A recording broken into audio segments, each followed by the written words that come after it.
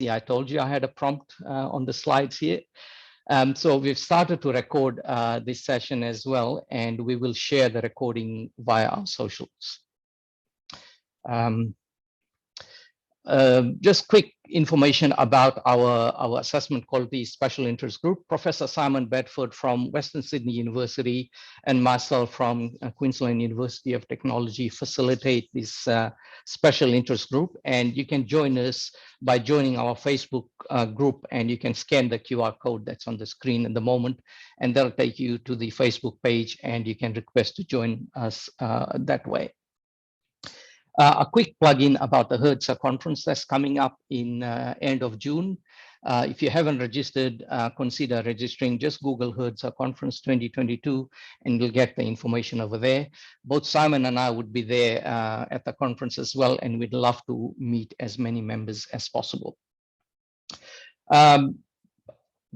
Coming to the webinar for today, we have our keynote speaker today, Henrik Nieminen. I hope I'm pronouncing your name correctly, and excuse me if I'm not. Huser is an assistant professor at the Academic Unit of Social Contacts and Policies of Education at University of Hong Kong. He's also an honorary research fellow at the Centre for Research in Assessment and Digital Learning at Deakin University in Australia. His current research focuses on student experiences of assessment and feedback, student formation in higher education, and inclusive assessment. Today, he's going to talk about challenges and opportunities for maintaining inclusive assessments in the post-pandemic world.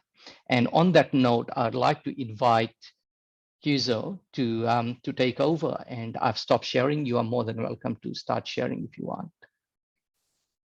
Thank you so much, Pranit, for a lovely introduction. Let me just share my slides. Here we go. Hello, everyone. As Pranit kindly introduced, I'm Juuso. I'm working at the University of Hong Kong, but actually today I'll be joining the webinar from Finland. So welcome from the very cold, rainy city of Helsinki. So what I will be talking about for the next roughly 30 minutes, I will offer a novel perspective to assessment quality. I will be determining assessment quality in terms of how assessment promotes inclusion and belonging. Before I even begin, I want to emphasize that this is only one perspective that we can take toward assessment quality, as many of the listeners in this specific group would know. But I will argue that this aspect of quality is something that hasn't been considered too much in assessment research and practice. The context for my presentation will be higher education. After the presentation, I would be glad to hear if you want to make connections to school level assessment as well. But a couple of things need to be mentioned about assessment at the higher education level in particular. First of all, we rarely talk about standardized assessment practices in a similar way as in school level. I also argue that in higher education in particular, assessment should promote complex professional skills. Of course, something like this often happens at the school level as well, but I would argue that this is something that we need to emphasize in higher education. I will focus specifically on students with disabilities, as this is really the main focus of my research. But again, after the presentation, I would be glad to build some connections with all of you toward broader conversations of equity and diversity. The presentation is based on my postdoctoral project that I did between 2020 and 2021 at the University of Eastern Finland. So in this project, I was studying inclusive assessment practices and actually very non-inclusive assessment practices as well in Finnish universities by taking the specific perspective of students with disabilities. Just to give you a bit of an overview of what kind of knowledge this presentation is based on, there was a policy analysis, some narrative interview studies, institution-wide survey for students, a couple of literature reviews, conceptual studies, and with my colleague Henrik Pesonen, we also wrote a Finnish research-based book for teachers about inclusive teaching and assessment practices. Just to show you that the presentation is based on student voice, that has really been the focus of this project. Yeah. All right. So I will start by offering a bit of a problematization. What is the problem that I would like to address with this presentation? And the problem in a nutshell is that I argue that assessment might even hinder inclusion, which is an issue that we need to talk about before we start to talk about the solutions to this kind of a problem. So before I can talk about assessment, I do need to say a couple of words about higher education and inclusion on a bit more of a broader level to begin with. So what do we talk about when we talk about student diversity in modern higher education? Higher education has undergone a huge shift from an elitist institution to a certain kind of a necessity in our knowledge societies. The institution has a very different kind of a purpose now that it had centuries ago, or even decades ago in many countries. The mass higher education model that we have in many countries at the moment has enabled access and widened diversity of students. By definition, when we accept more students to higher education, of course, the diversity of students also is enhanced. For example, in Finland, we follow a policy that by 2030, half of the young population would have a higher educational degree.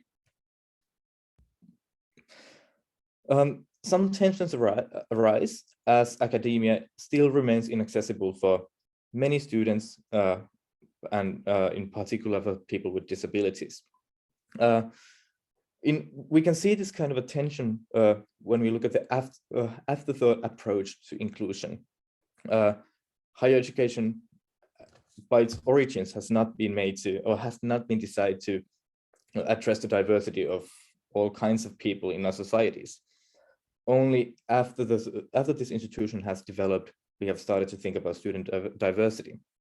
And here sorry, and I know that there's some Finnish on the slide. I just wanted to raise a couple of very timely news from the context of Finland, which is considered to be a rather inclusive country. Higher education is free, for example, but even in Finland, we have some profound issues with inclusion of students with disabilities in higher education. For example, physical access to older university buildings is something that we are still working with. And just last year, we started to use a massive online learning management system that is actually not accessible for students with visual impairments at all. So they were not even able to register for courses in universities. These kinds of news really show how we try to redesign higher education as something inclusive when it hasn't been inclusive in the first place. And our students, they really know this. In my research, I've addressed students with disabilities as some kinds of others in our higher education systems. They are included, they take part in higher education, but often feel like they do not fully belong in universities or in academia. They are included as some sorts of type B students. They are there, they attend the same lectures, they attend the same assessment practices, but not as fully included members of academia as other students. There's decades of research on the stigmas, shame, embarrassment, loneliness of students with disabilities in higher education. In my recent studies with Dr. Henrik Pesonen, we've noted how often it might be safer for students with disabilities not to belong in higher education and to make the conscious choice to belong to other communities and simply do your studies without fully engaging in that community. How we talk about students as teachers and researchers has an effect on how students come to understand themselves as an afterthought through some kinds of extra resources that the students take from higher education, where the resources are limited. At the same time, even with these kinds of profound issues, the mass higher education model does offer novel opportunities for diverse students to redefine their identity and their educational trajectories. So there are opportunities, but also some profound challenges. This quote by a student taking part of a study by me and Henrik Pesonen, I think this really captures the essence of this presentation. In an interview, the student said, "I'm such a special case. You cannot plan courses for me. the student understood that course design at the university level or assessment design are not something that could be addressed for this student. The student is too special for to be considered in any kind of way in course design. And this finally brings us to assessment, which is the topic of my presentation. I think every one of us in this group attending the presentation knows how important assessment is for student learning. As we often say, assessment drives learning, or at least it drives studying methods, and which has an effect on learning. My argument is that assessment also has a key role in the processes of inclusion and exclusion. And this is something that we perhaps have not considered as much in research as we should have. In assessment, diversity is often portrayed as something to avoid. We see this in research concerning assessment adjustments, for example. We do have systems to ensure that diversity is addressed rather than celebrated. We often understand diversity as something that challenges the quality and validity of assessment. When the student group is too heterogeneous, the validity of assessment is reduced, and we see this as some kind of a problem that we need to address through assessment adjustments. I'll raise a couple of key issues before presenting some solutions in the form of inclusive assessment. First of all, I think it's not possible to talk about the issues of assessment and inclusion without addressing the role of exams. When we look at literature from the recent decades, this is something that is often brought up when we look at the experiences of students with disabilities of higher education. Exams are commonly framed as a major barrier for these students. And we already know this because universities around the world have a system for addressing exam-related accessibility barriers.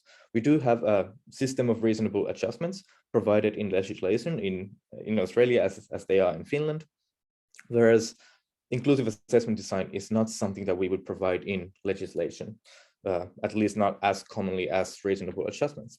So my starting point for this presentation is that we already know that exams are not accessible.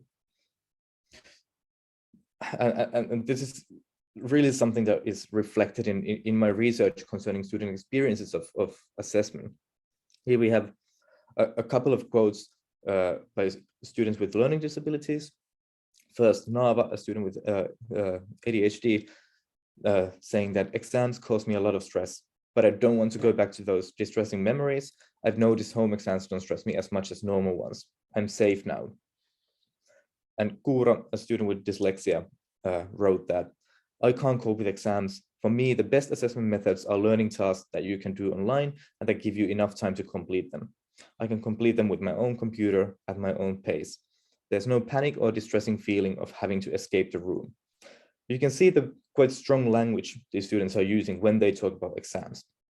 And in this study that concerned a qualitative survey for institution-wide qualitative survey that concerned the experiences of 139 students with disabilities and mental health issues, almost every single one of them had negative experiences of exams.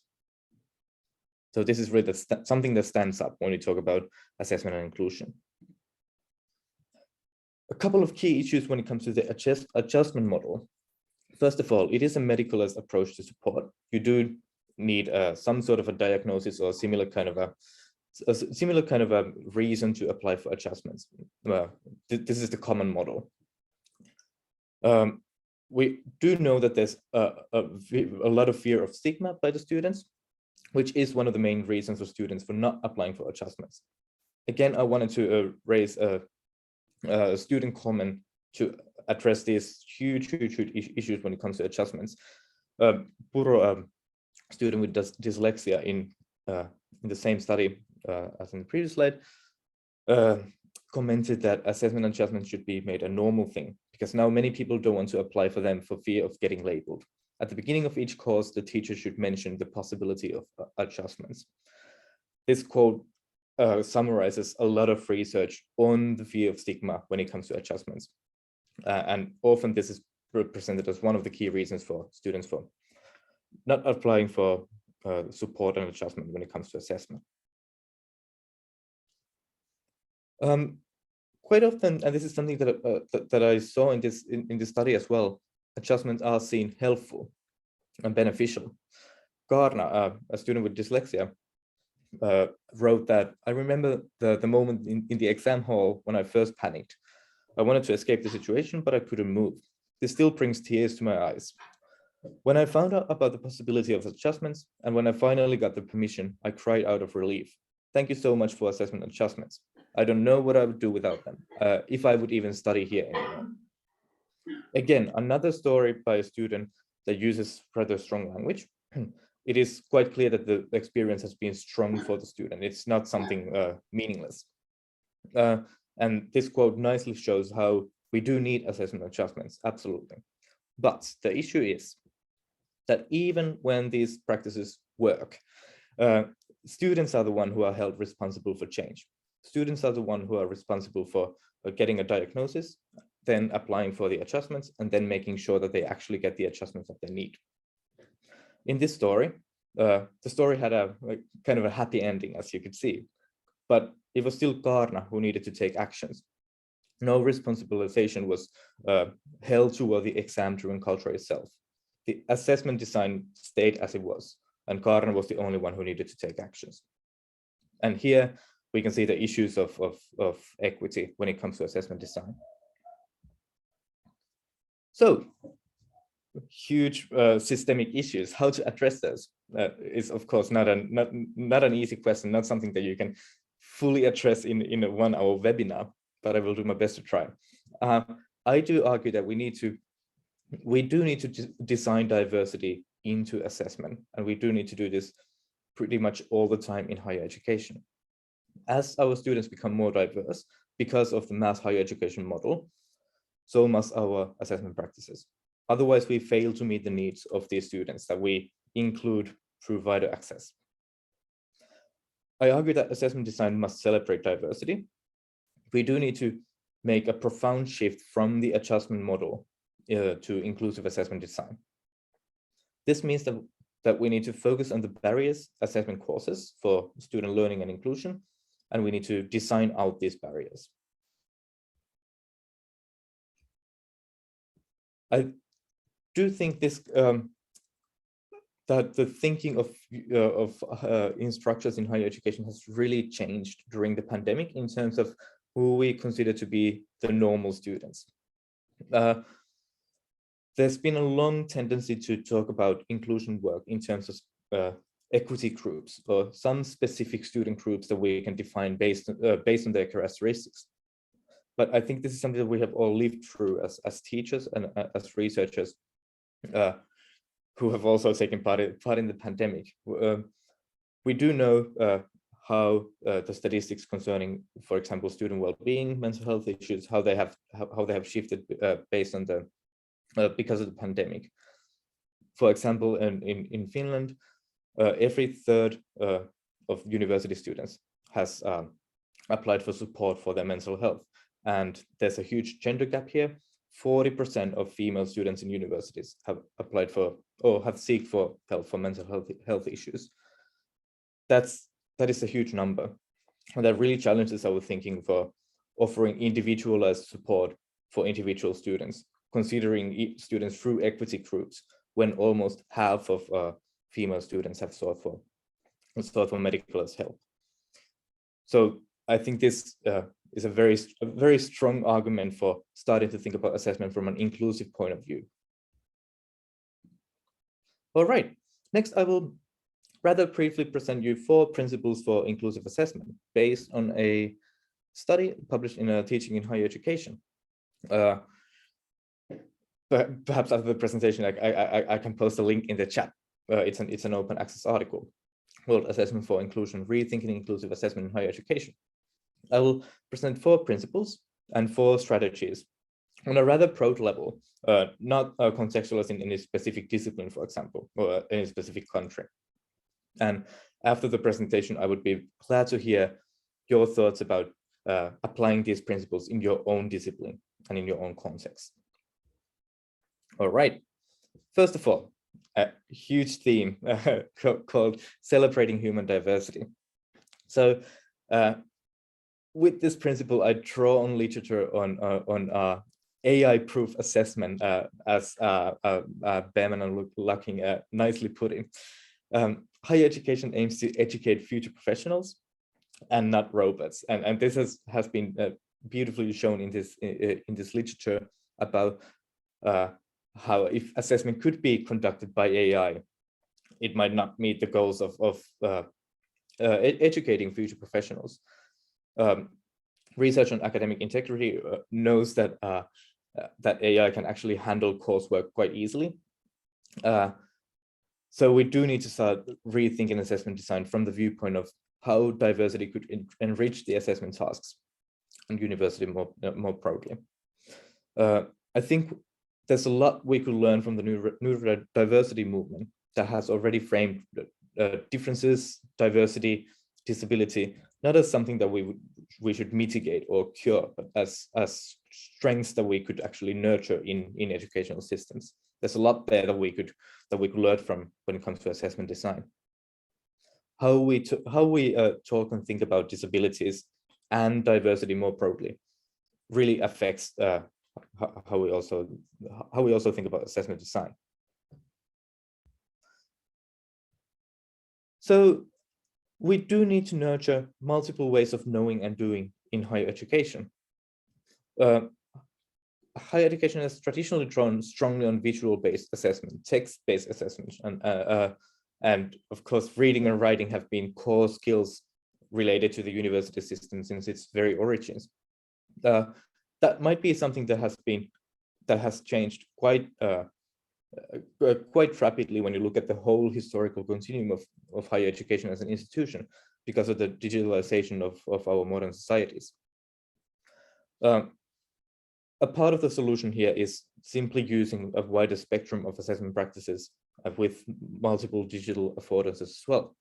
Self and peer assessment portfolios, reflective essays. I'm sure that many of the listeners here would have a lot more examples. We have many other formats other than simply text-based formats for assessment design nowadays: images, videos, portfolios, podcast performances, and we could really make more use of these various kinds of practices. Although I do think that that the pandemic has already challenged us to use a wider spectrum of assessment practices. So this is probably not anything very new for any of the listeners. One strategy to address this rather broad principle for thinking about assessment design is authentic assessment. What kind of assessment reflects the future professions of our students? What kinds of assessment enables students to show their diverse skills? The whole purpose of higher education is to produce professionals who work through their own persona, their own identity, and who can use those complex, diverse skills that they learn in higher education through their own self. Again, higher education is not producing robots, and it's not school. The purpose is not to simply teach a specific set of skills, but to produce professionals.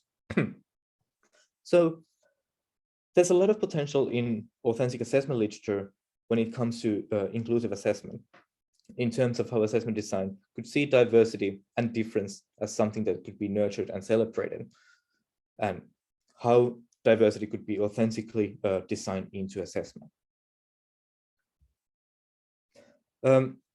Here's a nice quote by a student in the same survey study, who nicely summarized what I'm trying to say here. So a student who was who had multiple learning disabilities and who was studying accounting commented that, "I dropped out of the course and hoped there wouldn't be any similar ones. The point of the course is to teach important skills related to accounting, calculations, and interpretation of data. You can't assess these skills only based on hourly long essays and exams." So we had faced some profound challenges, mainly because of assessment design.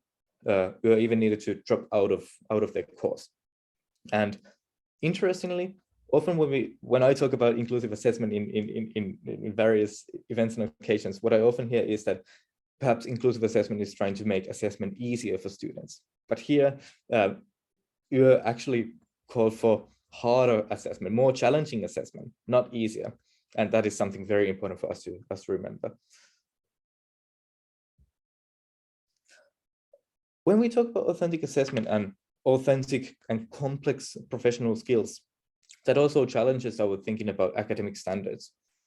And here, I think we can quite powerfully draw on a study by Behrman and Chavi about rubrics as a form of invitation, rather than only as a form of transparency. So we do need academic standards that we can present in a form of rubrics, which is of course not the only possible way, but we could then ask, how could certain academic standards be met through multiple diverse ways? We need more dialogue with students about how academic standards can be met through diverse ways, and this demands dialogue and comparison between the teacher's expectations, the student's skills and knowledge, and the rubric or other forms of presenting academic standards. There's a pretty nice study by Denhard from 2008, where Denhard writes that how students use their own complex identities to present various goals of assessment.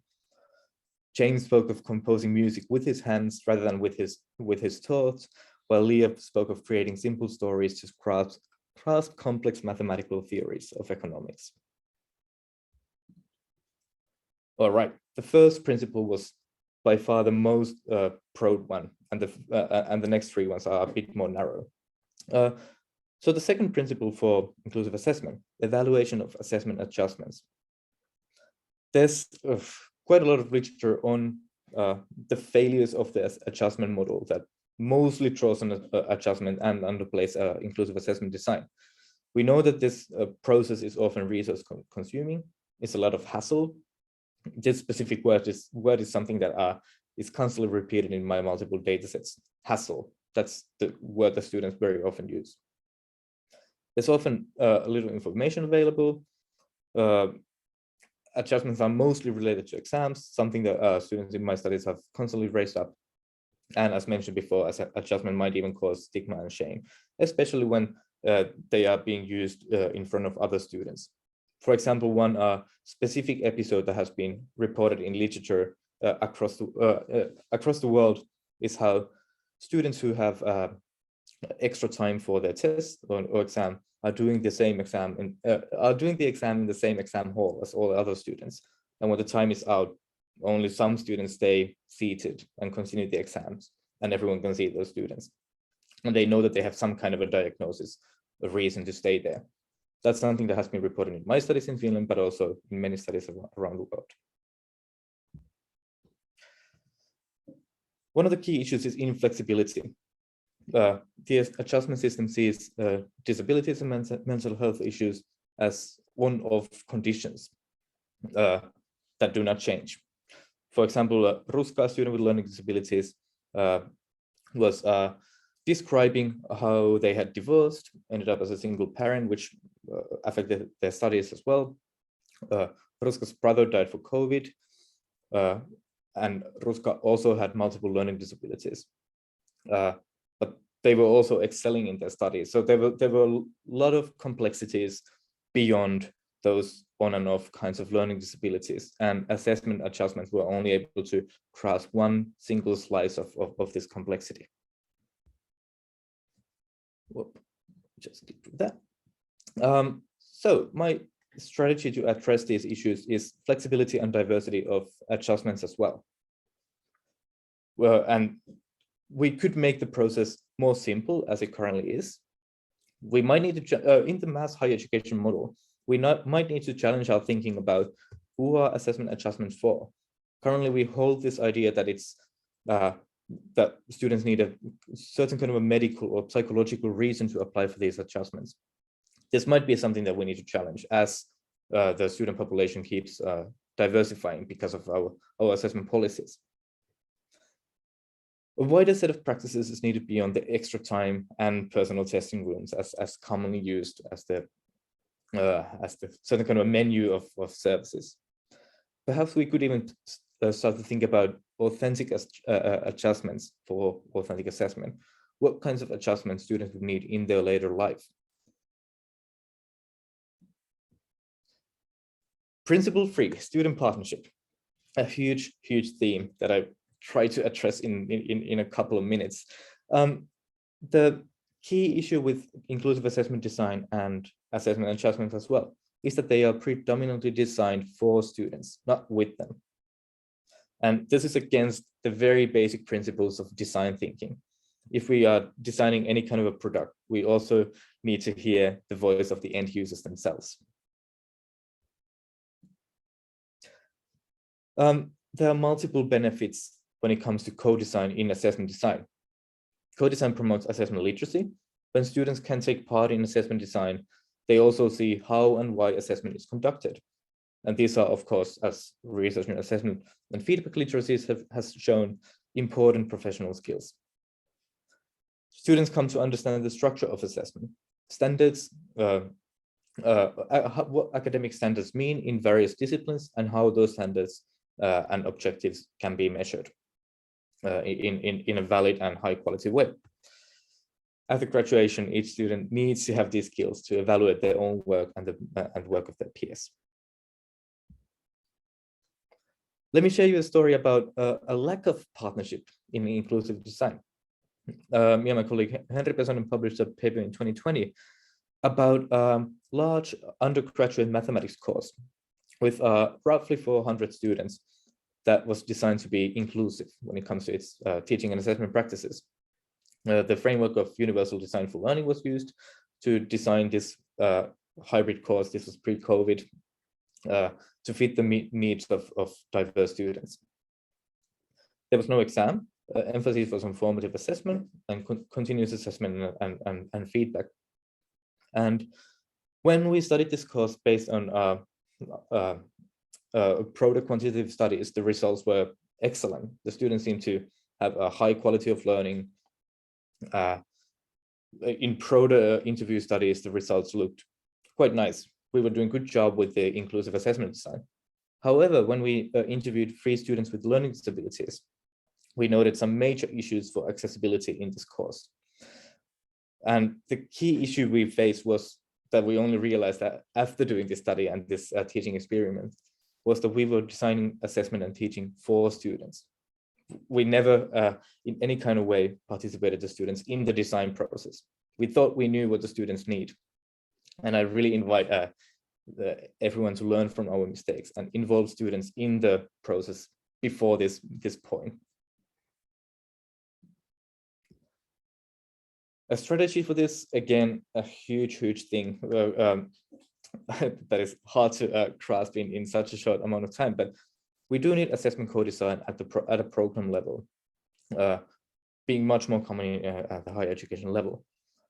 Research literature highlights the learning potential for this kind of co-design through student and teacher assessment literacies that could be developed together. In this kind of co-design work, we do need to make sure that student diversity is actually represented, and we do not only involve the usual suspects. Safe, anonymous ways of participation are needed in assessment and adjustment design. And this is what a very important message here.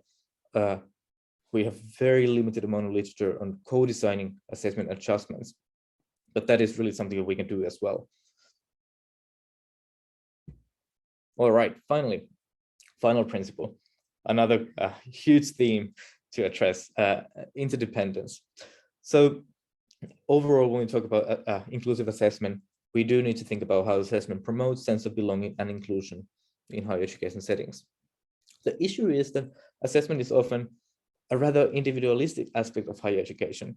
We assess and grade individual students, and often assessment promotes rather individualistic values of competition, measurement, and performance and performativity.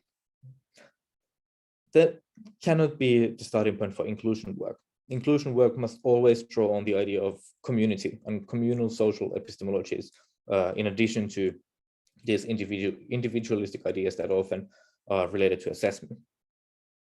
So the question now is, how could we promote communal learning over the individualistic values of assessment, such as the values shown in grading. How could we promote this idea that we are all in this together? How could we promote trust and dialogue between multiple stakeholders? Oh, there's a lot to say about this. I will only offer one single strategy that in itself is yet another huge strategy that would need to be carefully implied in a specific context. But we do need better structures for group assessment, group-based assessment that values the idea of communal learning and communal knowledge. These are often the authentic situations in workplace and beyond. We often when we talk about group assessment, we think about group work skills, and as something that needs to be learned and taught. We do need to teach these skills if we want our students to learn them. We do need to offer students feedback on their group work skills, and we also need to make students fail in group work, because as we commonly repeat as educators, students need to fail in order to learn, and we need to be able to address that failure through high quality feedback. The issue is that no group work situation is the same, so I don't think we can only focus on individual students' group work skills. We do need to also promote the idea of learning as a community, and which also means that we might need to disrupt the idea of students' individual abilities when they work as a part of a group. Perhaps their diversity could be understood as a benefit for the group work. I'll offer you one example by Kuisma, a student with dyslexia, who quite strongly thought that they are unable to take part in group work.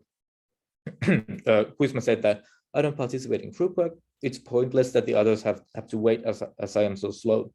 For me, it's a relief that I can do things in my own style, in my own pace. Because of my dyslexia, there's something wrong with me. My brain works differently." It would be possible to look at Kuisma's story and agree with Kuisma. All right, you are not made for group work. You should not be doing that. However, I do think that Kuisma's story might also teach us something about poorly facilitated group work. Was there any kind of support, feedback on the group work process in Kuisma's previous experiences that have taught them that they are unable to do this kind of working? We do need to offer students opportunities to understand themselves as a part of a group, rather than only as individual learners. And careful facilitation might be needed and will be needed to turn diversity into strengths in group work. This needs adequate adjustment and support that need to reach beyond things such as extra time or individual testing rooms. All right. So 4 principles, 4 very broad principles addressing a very wide systemic issue. Just a couple of final words before I'll close the presentation. First of all, we often think about assessment as one single part of inclusion work. I actually think that we might need to start from assessment when we think about inclusive higher education. We could see assessment as an engine of inclusion. That could be the first thing that we start to reform, as we know how assessment affects teaching more broadly. We need to start making use of diversity rather than seeing it as a threat to assessment quality and validity. What could we achieve if we would start doing this together with our students? I argue that the pandemic has already opened up a reflexive space for developing assessment, and it is now our time as educators to seize the moment and start thinking about assessment from the viewpoint of inclusivity. Thank you very much. Here's my contact details. Any questions, thoughts, ideas, please do let me know. Excellent. Thank you so much for that, Hizo. I think, well, I was certainly sitting here thinking, lots of little light bulbs sort of going up in my head constantly, kind of thing. And I also noticed that I've got a number of colleagues here from the National Association of Enabling Educators of Australia who quite often experience many of the challenges that you have kind of rightly highlighted in your presentation as well. So I think there's a lot to unpack over there, but what we might do is let's open up for any questions. As I mentioned early on, you are able to unmute yourself and just ask Huser any questions you have, and I'll just keep quiet and let you do that. Anybody, if you just want to jump in, go for that. Okay, Hughes, I'll start off. Sorry, trying to see if I've muted or not. Do you want to take your slide down? It's probably good if you take your slide down, actually, and then we can probably see people. Oh, yeah, of course. Probably not a bad thing. Just there we go. Yes. There yes, you go. definitely. There you go. No, that is an excellent talk. I was, as I say, a bit like Panic writing notes down and go, oh, that's interesting. Look, I guess my overall question, I've got a couple of them, but I'll just go with that one, is do you think COVID has made a kind of meaningful or impactful change in terms of accessibility to assessments? Look, it's one of the questions I always think about because, there's so many aspects of that. There's the technological improvements. I've noticed a lot of quality has gone up online, so that's good for all students. There's the kind of engagement that I've noticed, not necessarily just with assessment, but with teaching and learning. It's kind of removed some of those barriers, so people are all becoming more aware of it because they're kind of trying to do things through a two-dimensional screen and fighting with the technology. So that in some ways remove those kind of differences, etc. Do you think that has been an issue? But I was quite interested in as well as your discussion about exams as being a barrier in particular for these students. And I think that's a really important thing because again, there's that kind of condensed time, the stress time, where you kind of putting everyone together, as opposed to that now, we're moving towards, as you mentioned, authentic and more alternate types assessment. That's quite a lot, but anyway, there's a go. What do you think about those questions? I think the pandemic has not only changed our practices by necessity, but it has also changed profound ways of how we talk and think about the diversity of students and teachers as well. A very nice example came from study. Let me post the link to the chat. So last year I published this paper where I analyzed all the policy documents and all the university web pages, text applications talking about assessment adjustments in Finnish universities. So all Finnish universities, every possible text related to assessment adjustments.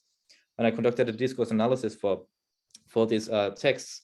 And these texts were all about the medical module of disability. They understood student diversity as a huge barrier for higher education, a huge barrier for assessment that we need to overcome.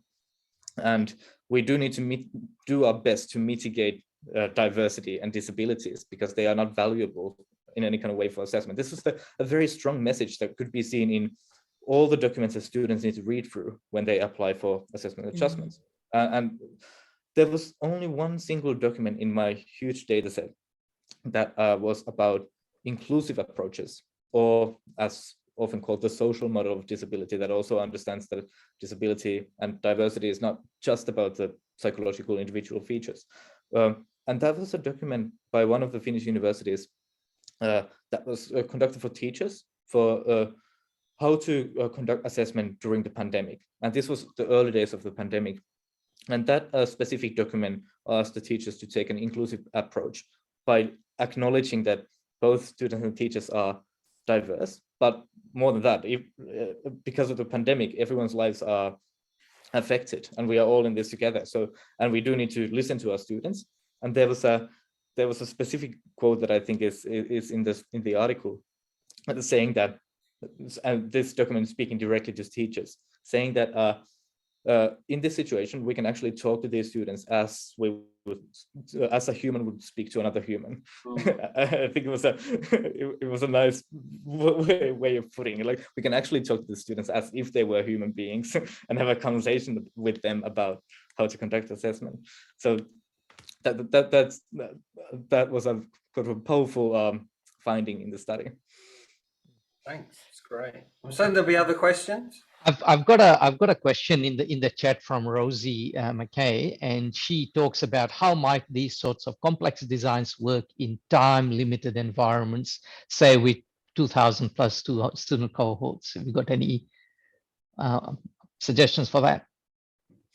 Well, first of all, thank you, Rosie. That's an excellent question, and not a surprising question, I must say. We often, when we talk about inclusive education at any level of education, we talk about resources, and that's, you know, justified. But there's a real tension in higher education when we have these policies for wider access. I think in the first slide of my presentation, I mentioned the word of knowledge societies. We have this idea that more and more that people need a higher education degree in order for our technological societies to develop. And at the same time, in many countries, Finland would be a very good example of this. Funding for higher teaching in higher education is getting lower and lower.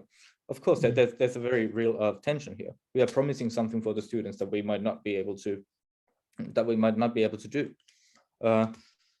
In Finland, there's problem that I face both as a teacher and a researcher when a student gets proper diagnosis, and study psychologists recommend some adjustments that might be more diverse than just simply extra time in tests.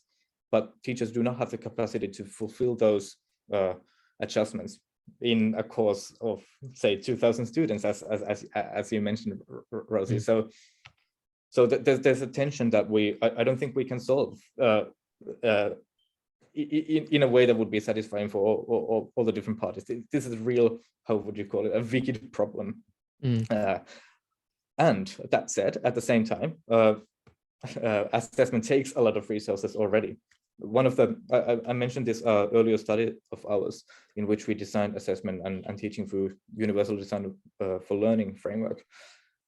In that study, we noticed how when we remove the exam and use the same resources of conducting the exam for roughly 400 students and then correcting those exam papers, the same resource could actually now be used for support and other forms of feedback. So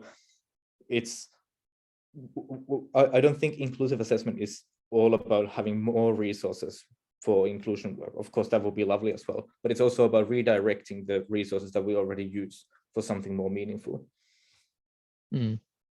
Excellent. There's another question by Selena Tenekov in the chat as well. Do you think assessments or re-evaluation of assessment design is possibly restricted by contract marking rates of staff?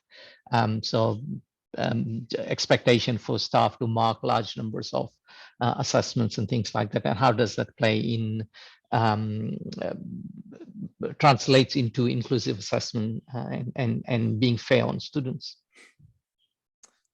Yeah, this really this is connected to the earlier question. The structures, the systems of assessment and creating policies we have in higher education are not always designed with ideas such as diversity and inclusion in mind.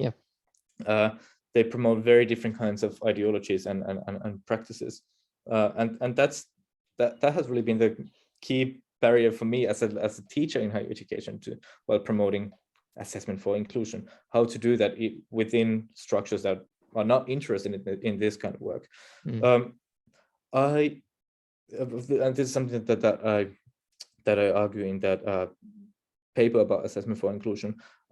It's not only about assessment practices that we offer for our students. Assessment for inclusion, for me, always includes the element of trying to affect the assessment and creating policies as well. And here, student participation is something that we could utilize more than we are doing at the moment. I do think there's a lot of potential in teachers and students together striving for higher quality assessment and creating policies that would actually enable us to use the knowledge about assessment for learning, inclusive assessment, that we as researchers have produced we need to be able to use that knowledge in practice, and that might need us to reform our assessment policies. Excellent. I think Albert has got his hand up, actually. Albert and then Kelly, if it's all right. Albert. Thank you. It was a fascinating presentation. Thank you. Two questions. The first one is with the inclusive assessment design, where you include the students. Do you think there are certain disciplines or certain areas of study that are more best suited for better inclusivity of assessment design than others? And if you have, what have you found in your research? That's the first question. The second question is, if there are multiplicity of types of assessments where it could be much more creative and much more innovative types of, and therefore it creates vast varieties of assessments that the assessor or the grader will have to look at. Does that then bring in the question of we need different kinds of assessors with different strength to mark the variety of assessments? So that brings in the question of staff and availability. So, thank you, Albert. To address your first question, yes, this is inclusive assessment is a very different kind of an issue in different disciplines. There's a very nice paper by Ashworth and colleagues from 2010, where they were looking at inclusive assessment in arts education. So I think it was an undergraduate arts program, creative arts. And they were looking at inclusive from the viewpoint of students with severe disabilities who were able to take part of the arts program with a personal assistant and take part in the teaching and assessment. They were looking at things such as formative assessment in this kind of a setting. And the authors quite powerfully discussed different epistemologies in different disciplines, arguing that maybe in arts it is possible for us to think about how diversity can actually enhance the academic standards, but perhaps that might not be possible in other disciplines where the whole idea of knowledge and skills is very, very different. For example, my background is in mathematics, so my background is in natural sciences, where we have a very different kind of an epistemology of what we actually talk about when we talk about academic knowledge. The same mathematical procedures, we want students to be able to do them in that one single way. Student diversity is not seen as something that enhances this process. So this is a real issue. And it might be that certain areas such as STEM fields might remain less accessible for students with disabilities than other fields because of this profound way of how we understand knowledge. When it comes to your second question about assessors, this is not a solution that can change everything, but one aspect of the solution might be to start thinking about assessment for more work for students and less work for teachers. I think there's a lot of potential in, say, peer feedback, students engaging in comparing each other's work against some learning criteria, having dialogues, discussion about that work, seeing other kinds of work, and doing that comparison by themselves and developing their assessment and feedback literacies while doing that. So that potentially is something that we might be able to use even in the context of mass higher education. Excellent. Just before I let Kelly ask her question, I know we are getting to time, so if somebody wants to leave, totally understandable, but I'm sure HERDSA wouldn't mind another few more minutes if people have some questions, just sort of hang around, and because I think the Q&A often provides quite a rich opportunity for discussion. So as I said, we're recording it. If you do need to leave, we'll understand, but I'm sure you'll get quite a lot of value if you just hang around for a little bit longer. Kelly, over to you. Yeah, thanks for that. I just want to echo all the wonderful comments in the chat. Thank you for the really generative, strengths-based presentation and the research that you've been doing. A couple of my colleagues are here from the University of Queensland in sunny Brisbane, Australia, so shout out to everybody there. Thinking about this from a research perspective, particularly when you're talking about notions of ways forward through co-design, through partnership, co-creation, kind of nothing for us without us sort of thinking, how do you see the avenues for future research. What are the ways that you see are the kind of next steps in how we really explore this and understand collectively and kind of theorize together? Well, my first answer to that would be that we would need to include students much more in the research processes as well as we're currently doing. So participatory research is really something that I would love the assessment research to explore more than it is currently doing, in a way that would ensure that the diversity of students could have their voices heard through research as well. There's the very psychological field of assessment adjustment research, to me, represents how research has been led by researchers in a way that perhaps the real needs of the students might not have been heard, which affects the quality of assessment as well. So yeah, my very at the same time, a very simple and a very complex answer would be to include students in these processes, and as researchers to be open about hearing that voice as well, and perhaps redirecting our thoughts about what counts as high quality assessment and what would be the direction for research in the future. Thank you. I don't know if I answered your question fully, but any other questions from anybody or comments? There's just a relaying from the chat user. You might not have had the opportunity to look at the chat, but there's a lot of very positive comments that are coming in the chat as well. Most people appreciate you taking the time to share your thoughts about inclusive assessment. But does anybody else have any final questions, etc.? Of course, I've got loads of questions. I'm going to follow on from Kelly's question. I was thinking of Mike and Ruth Healy, actually, and some of their work that we're doing. Slightly provocative, but not really. But you mentioned that diversity needs to be kind of designed into assessment practices. I remember Mike Healy always used to say, but if it's good assessment design, it's good for all students, you know, not just being very special for this particular group of students. So one of the issues is if you have, 499 students doing written stuff and one is allowed to do a video, why not allow everyone to do the video if that allows them to demonstrate the learning outcome? Because quite often if you just get that one video, for example, you can't benchmark it. You can't do any evaluation. You know who it's come from. It's your one student who's got accessibility issues. So I often thought good assessment design should always embed diversity. Absolutely, and I think there's a huge difference between seeing diversity that is always a part of assessment, rather than or even the starting point in assessment in higher education, rather than seeing equity and diversity as some kind of a separate thing that we could consider, like one thing amongst the others. That I don't think that that's perhaps the most fruitful way of looking at it. So thank you, Simon. I absolutely agree.